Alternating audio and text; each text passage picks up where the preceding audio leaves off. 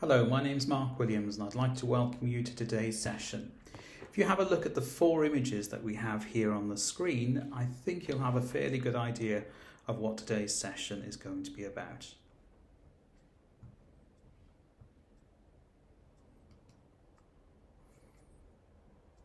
Okay, we have children sitting in the exam, a teacher giving feedback, marking work, and then asking and answering questions. We're going to be looking at different methods of assessment today. So when we talk about assessment for learning, these are our session objectives. So knowing the difference between assessment of learning and assessment for learning. And we're also going to explore and discuss AFL strategies that you can employ in your classroom. Now, first of all, I have a quick challenge for you here. Look at the following statements and decide which belong to AOL and which belong to AFL. And try to remind yourself why they belong to these particular areas.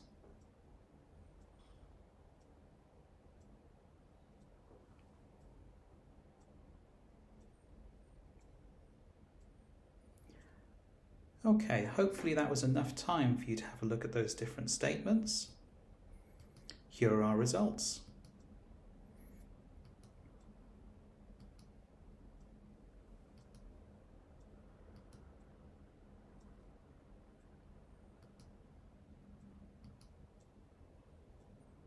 Okay, so when you look at the table that we have here on the screen, you can see there's a clear difference between assessment of learning, which is summative, and assessment for learning, which is formative and informs our practice.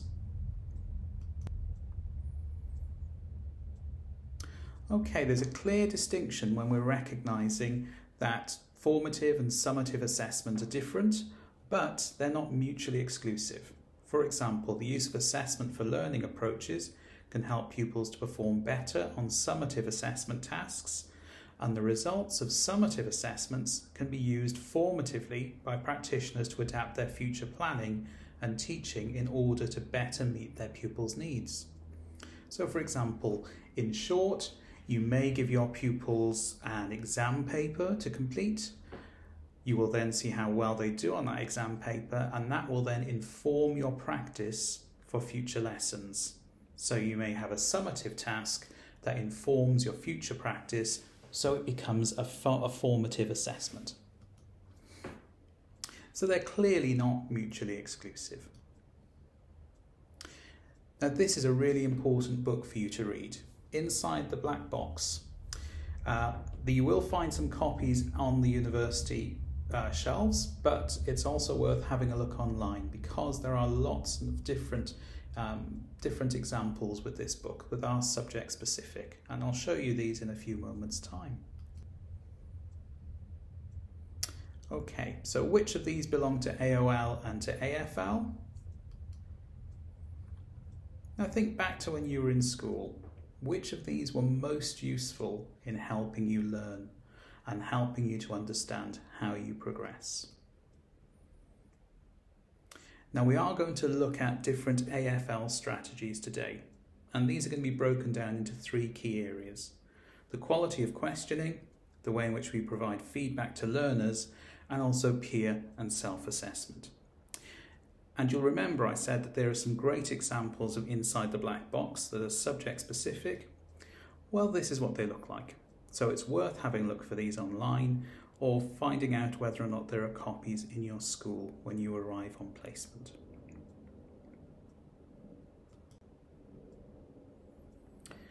Now, assessment for learning is a type of formative assessment and can be summarised as finding out where a learner is, knowing and making explicit where the learner needs to get to, and most importantly, showing the learner how to get there. Unlike summative assessment, which is focused upon the assessment of learning and takes place after learning has occurred, assessment for learning focuses on the learning process rather than the end product, and attempts not to prove learning, but to improve it. Now, Black and William in 1998 made clear that assessment only becomes formative when the evidence is actually used to adapt the teaching work to meet the needs of the individual pupils.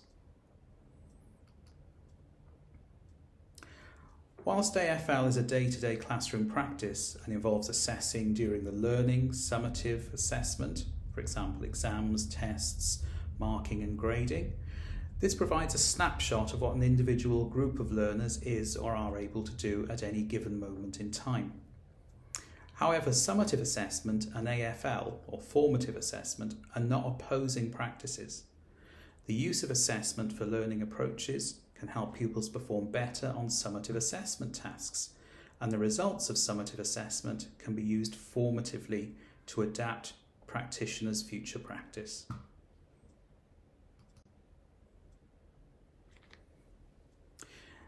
Now, it's important to establish the right classroom climate. The student teacher needs to ensure that the classroom climate is set to engage effective learning. So fear of failure has to be removed to encourage honesty and openness. Pupils need to be provided with support to not be afraid to try out new techniques in a safe and secure place.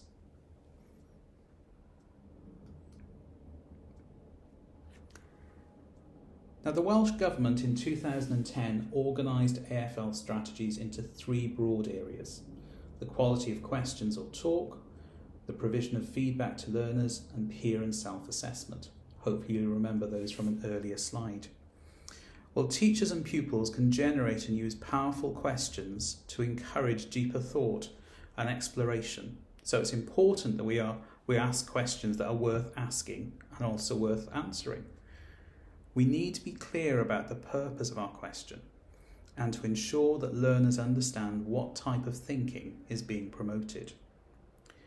We can think of a good question as being one that promotes discussion, in which everyone can have an answer, which makes learners think and then has a purpose, i.e. is focused towards a learning objective.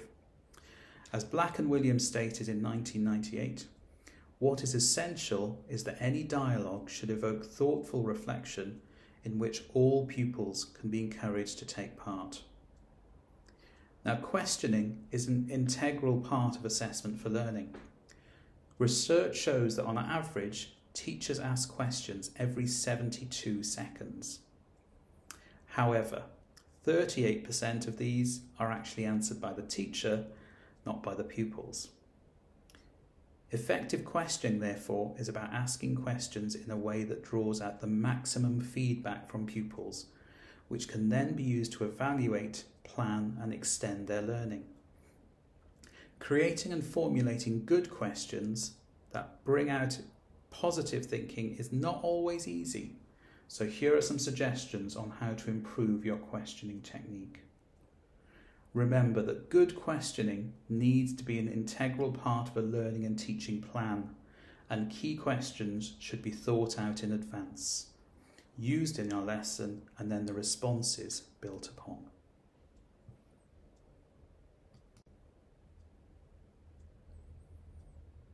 Try to pose big, open questions and problem-solving tasks, which allow plenty of time for thinking or researching, either as an individual or as in part of a group. This can lead to a greater depth of understanding and therefore a higher level response. For example, how can we separate salt from water? Why do you think George Orwell wrote Animal Farm? How long would it take to fill a swimming pool?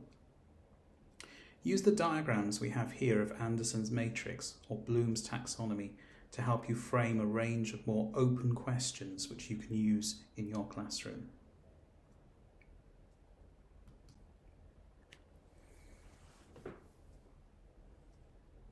Here's an example of a strategy you can use: pose, pause, pounce and bounce. We start off with pose. The teacher poses a difficult question to the whole class. Pause. The teacher then waits, giving students thinking time. At least 20 seconds. Wait longer if you can. It can feel a little bit uncomfortable at first. Pounce. The teacher then insists on no hands up and pounces on the student for a response. Bounce. The teacher or student then bounces the ideas to another student in the class. There's no need for teacher evaluation. The bounced student should respond to what the previous student has said. So for example, they may say they agree or they disagree, or they think the previous student was correct or incorrect. The aim should be to extend the thinking and learning sequence in lessons and to keep all pupils actively engaged in thinking and learning. Think basketball, not just ping pong.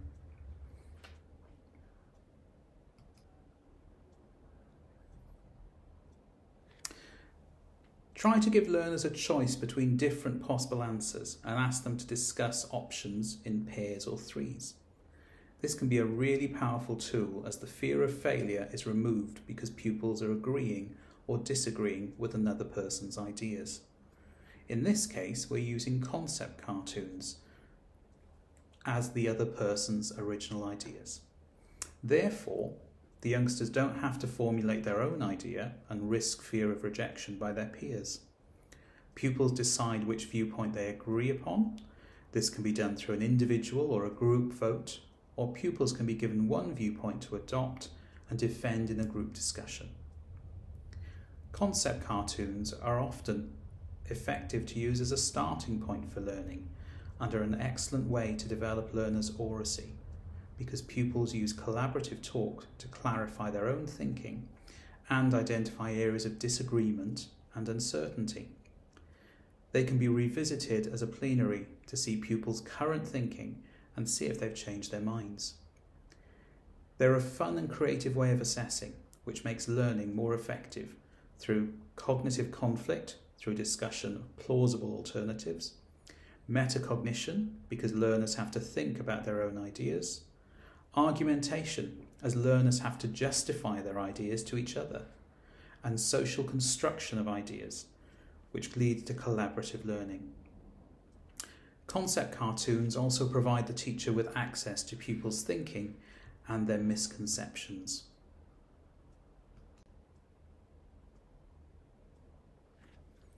KWHL grids are a useful activity to use as well. Pupils can be encouraged to think about what makes a higher order question by generating questions on a topic using a tool such as this kind of grid and deciding which of their questions is the most powerful.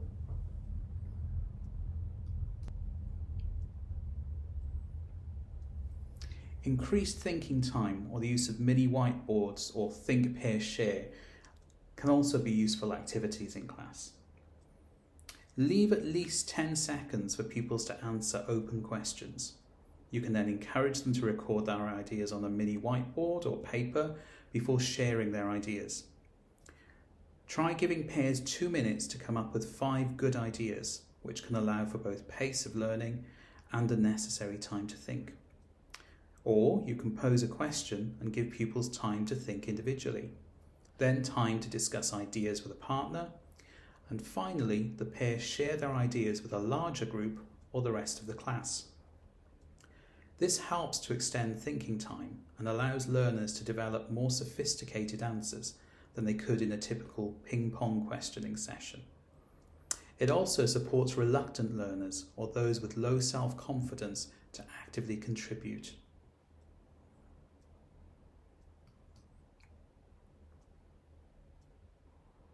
Asking pupils to put their hands up to answer questions can give them the opportunity to opt in or out of learning, and that's not what we want. We want all learners to contribute in an atmosphere where it's okay to be wrong, and we may even celebrate wrong answers.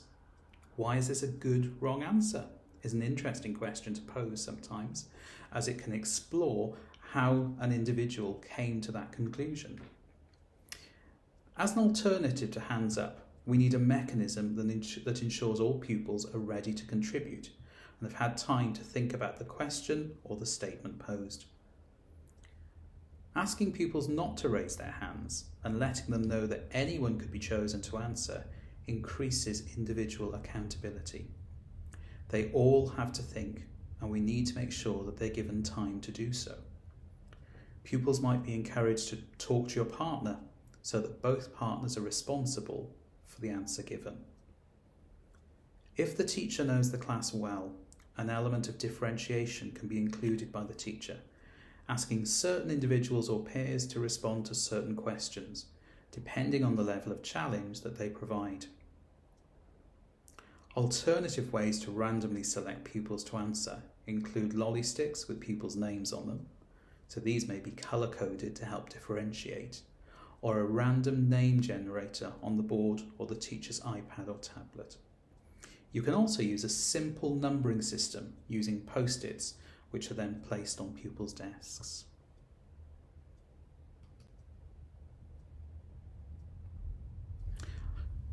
Often used in conjunction with other strategies, such as the KWHL grid, pupils are invited to write down or say out loud the one question they would most like answered about the current topic. These questions, for example on sticky notes, are placed on the question wall in logical groupings and form the basis of at least some part of the class's ongoing inquiry into that topic. Some teachers extend this by awarding a pupil with the Question of the Week award for the most intriguing, searching, useful or powerful question. They can also be used as a plenary activity to measure progress or as a starting point for the next lesson. They can be a powerful way to explore and build upon pupils' prior learning.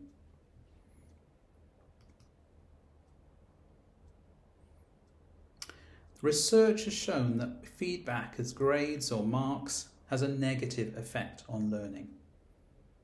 However, comments will only become useful if they're used to guide further work or to close the learning gap, and if the teacher checks that previous next steps have actually been met. It's the quality of the dialogue rather than the quantity that is critical when giving feedback on both written and oral work. Written or oral comments to pupils also help them to focus on the learning issues rather than trying to interpret a mark or a grade. To be effective, feedback should be as immediate as possible. It should be clear and should make the pupil think. Opportunities for pupils to follow up comments should be planned as part of the overall process. Written tasks and/or oral questioning should encourage pupils to develop and show understanding of the key features of what they've learned. It's critical that assessment for learning techniques are used throughout learning. Assessment should not be end-loaded, but should be frequent and is more effective when activities are chunked together. Teachers need to keep pupils on track and should aim to develop a wide range of strategies for use during the lesson. These will encourage pupils to make ongoing improvements.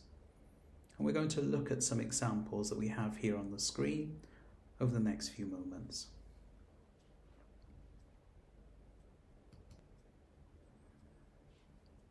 Mini plenaries. There's an example here on the board for you. A plenary is usually interpreted as a reflection on the progress made or learning gained at the end of the lesson. This is a really important aspect of the lesson, but does not have to be reserved for the end only. Mini plenaries are regular whole class checkpoints at intervals during the lesson to engage pupils in mini reflections on their progress towards the learning objectives and to identify next steps within the context of the success criteria. If reflection is only included in the plenary at the end of a lesson, pupils do not have a chance to identify mistakes or make changes until the end of the lesson, and then have to wait until the next lesson, and sometimes this can be a whole week away with some individual subjects, in order to rectify them. Now, mini plenaries allow them to reflect within a lesson and therefore make swifter progress. They can take a variety of forms, using examples of pupils' work to review targets and success criteria, peer assessment, good and bad examples to critique, modelling the success criteria, or questioning.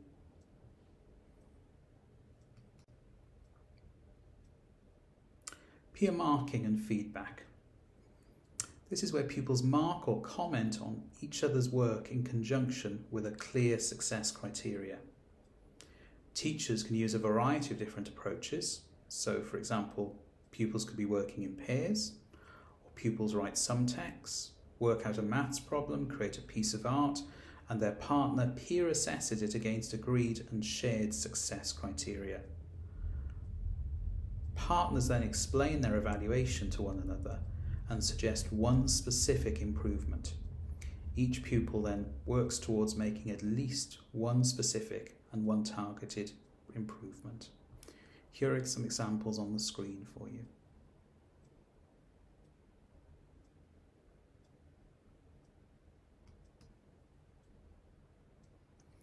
Now here we're going to talk about the 2, 3 stars and a wish idea.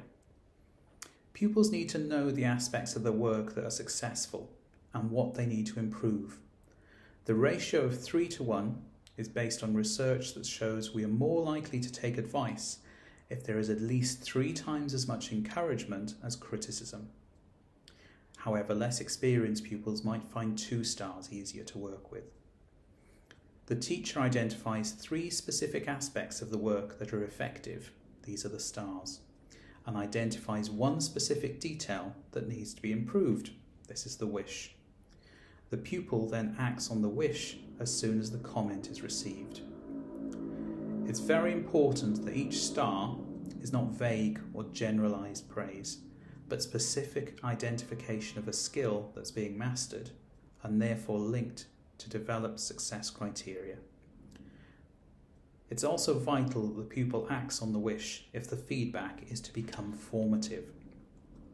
Pupils could use a form like the one shown here to record their self-assessments, perhaps as part of a learning diary, and to share and discuss these then with their teacher. Closing the gap marking.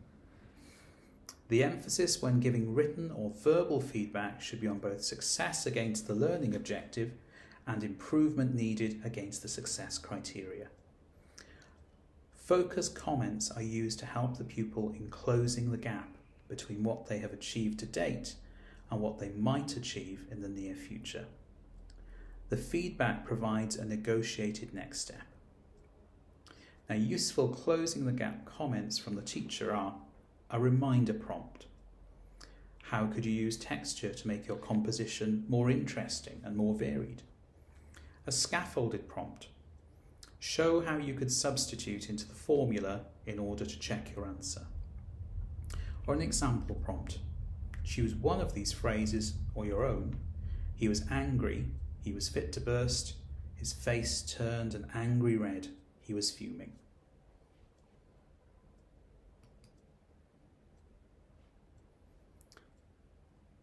Peer and self-assessment. We've talked briefly about pupil peer and self-assessment, and we'll talk a little more about it now. Now, pupil peer and self-assessment is really at the heart of assessment for learning. Pupils improve most if they understand the aim of their learning, where they're in relation to this aim, and how they can achieve their aim. Once pupils understand how to assess their current knowledge and skills, and the gaps in these, they'll have a clearer idea of how they can help themselves to progress. Pupils can only make steps towards achieving a learning objective if they understand that objective and can assess what they need to do. The learning objective may best be expressed by a carefully constructed open question. The criteria must be transparent to pupils and are understood and are used most effectively by pupils when they've been involved in their construction. Concrete examples of success could be then used to model success criteria.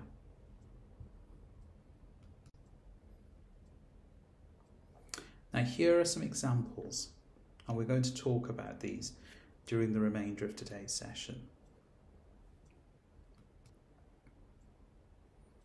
Now, using examples of pupils' work, what we can do is ask pupils to look at examples of other pupils' work that does and does not meet the success criteria. This can help them to understand what was or is required from a task and to assess the next steps they might need to take. And looking at different responses can also help pupils understand the different approaches they could have taken to the task. It's often helpful if the work is from pupils they do not know. Throughout their own activity, children can constantly self-assess by making comparisons to what they have seen previously. Pupils can make suggestions of the next steps and where they need to progress to, and consider how they can get there. Traffic lights. This is a very simple principle. It can be very effective if feedback is used to inform the next steps. Individuals can indicate their level of understanding or feelings by showing the appropriate coloured card. Children can provide an immediate response in a very secure environment. It's an immediate visual response for the teacher. It also allows all pupils to engage, including SEND pupils who may struggle with other written self-assessment strategies. Teachers can then focus support during the session to enhance the learning experience of pupils.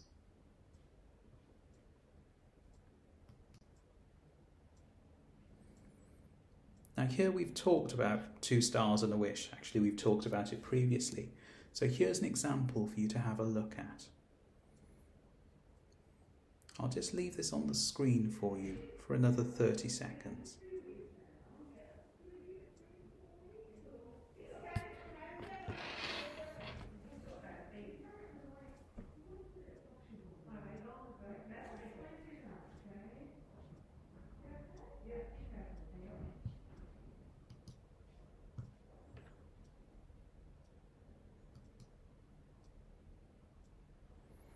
Okay, now we're going to have a look at RAG rating and what went well or even better if. Pupils assess their completed task to be either red, amber or green. This is the RAG, related to the success criteria. Green, all success criteria has been included and I feel happy to progress to the next stage of learning. Amber, tried hard to include all the success criteria but feel that further reinforcement is needed in some areas. And red, tried hard but struggled with the success criteria and will need further support and practice.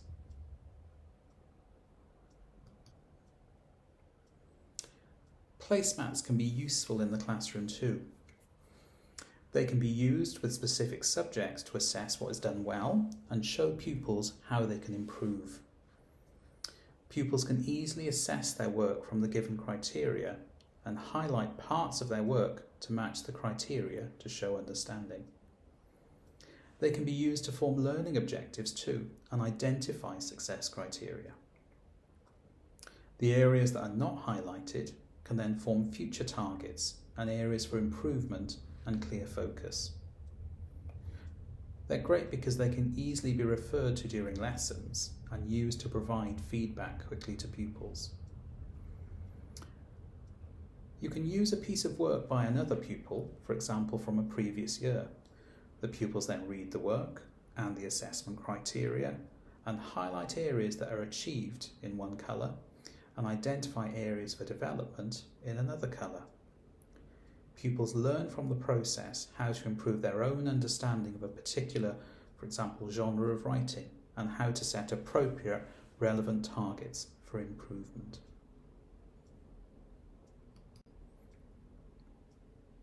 Talk partners. While pupils share with a partner, for example, 3 new things that they've learned, what they've found easy today, what they've found difficult, or something they would like to learn in the future.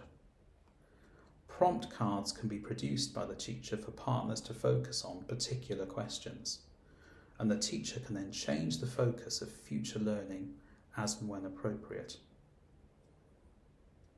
It helps gain an overview of the learning that's taken place and can be used at any point in the lesson and focuses on the thinking about learning.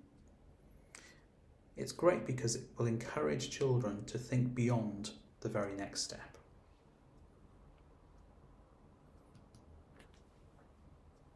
Exit tickets.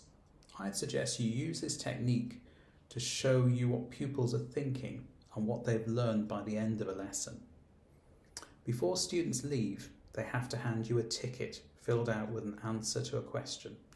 or a solution to a problem, or a response to what they've learned. Exit tickets help you assess if students have caught what you've taught and help you to plan for the next lesson or unit, and can be really useful when you're producing your evaluation.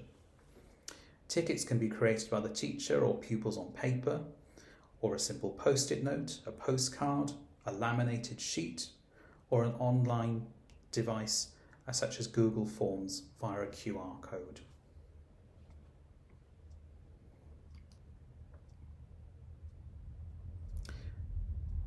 Now there are a few important points I'm going to list here to remind you of the links between the learning objectives, the success criteria, and assessment informing your next steps. So these are questions that you should think about and ask yourself during each of your lessons.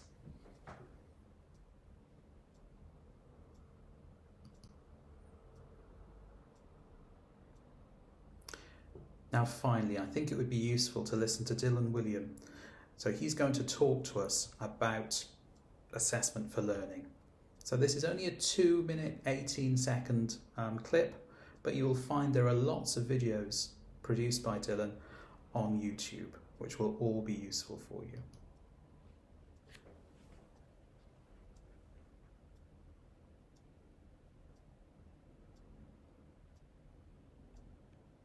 To me, formative assessment describes all those processes by which teachers and learners use information about student achievement to make adjustments to the student's learning that improve their achievement.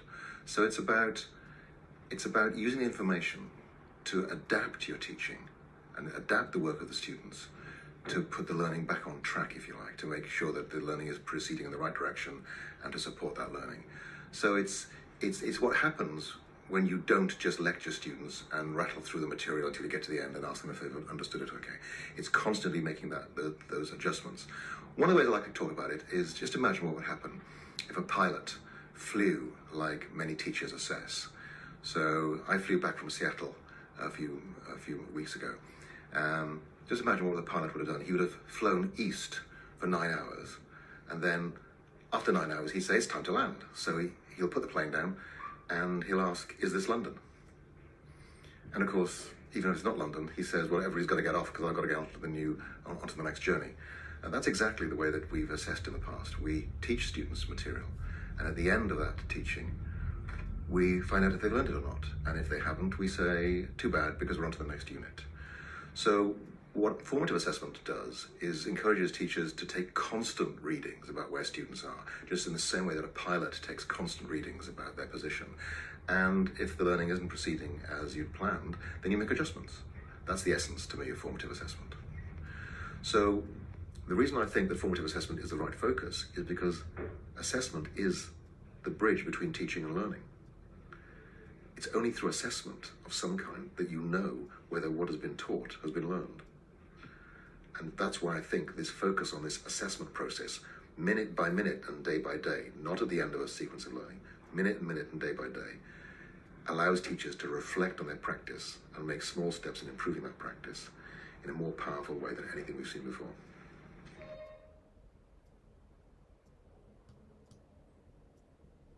Okay, thank you for joining me today, and I look forward to seeing you in the future and hearing in the future about how you've used assessment for learning in your classroom. Okay, thank you and goodbye.